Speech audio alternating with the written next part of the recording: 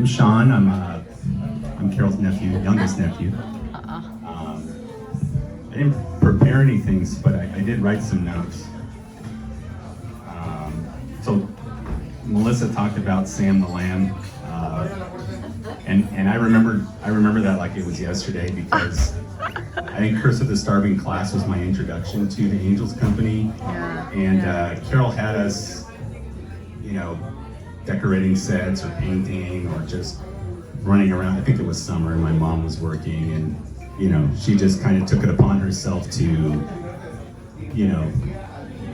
introduce us to theater. And let me tell you the impact that it had on kind of a young, easily influenced 10-year-old, and Johnny must have been 15 and my sister was 12. And we were all just kind of running around the Angels Theater doing stuff, being told what to do, and doing it. And it was great. It was, and I'll tell you that, both my sister and I were in theater. And it didn't stop with just like being on stage. We were also part of the crew. I remember being a flyman on multiple musicals. Someone mentioned The Music Man and Fiddler on the Roof. I was a flyman for both of them, so there you have that. Let me think of a couple more thoughts. So I talked about Sam. It is good to see everyone. I don't recognize all of you, but I know you're all old friends, otherwise you wouldn't be here. Old friends, family, and future adoptive cat parents. Oh. Not gonna lie, we definitely need, I think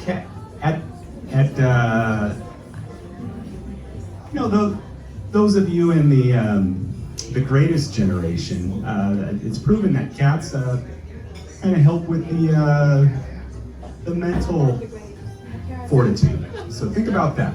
Our generation, our parents were the greatest generation. We're Right. under that.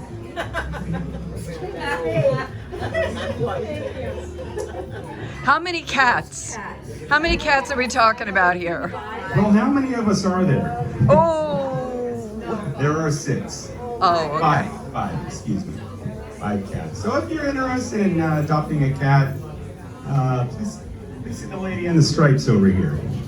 She'll get your name, your number. She'll even throw in a pack of kitty litter. Okay. Other things that I just remember, I mean, Carol was so dramatic.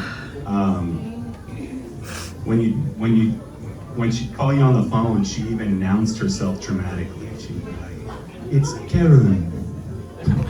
And I always thought that was fun because it was like, the stage was everywhere. It was even on the phone, so Yeah. I thought that was really interesting.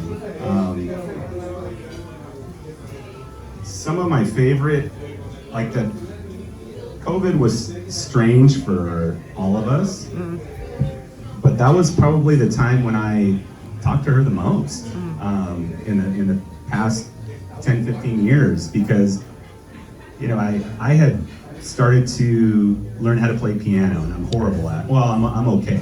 Never going to be any good, but I would I'd learn a new song and I'd call up Carol and I'd play it for her. And as anyone who's been on the phone with her knows, that it's a marathon. I mean, you better make sure you've eaten, use the restroom.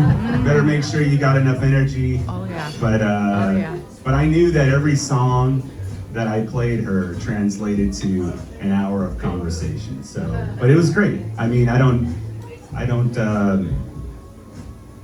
regret any of it, because she always gave good insights and good perspectives, and I always had this thought in my mind that I would write a play, and I don't know the first thing about it, but I had this idea in my head, and I always thought that I'd write it, and then she'd direct it, and of course act it, and that can't happen now, but maybe one day I'll write it, and to this day, my favorite thing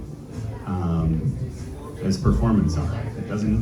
It could be theater, It could be anything. Doesn't matter. You know, but that's really because of her influence. You know, she presented that to us.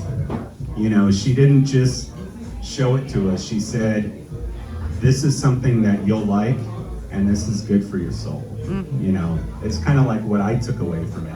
So it was just really special, and she was really special, as you know. And, you know, side note on Sam the Lamb, he ended up in Malibu, but he lived at my grandparents' house first for a while, and then he got a little too rambunctious, and then they tried at my elementary school. I was still in school at that time. At my elementary school, they tried to gift it to the kindergarten. That lasted one day, and then Sam moved on to Malibu, bigger and better. So, Yay. And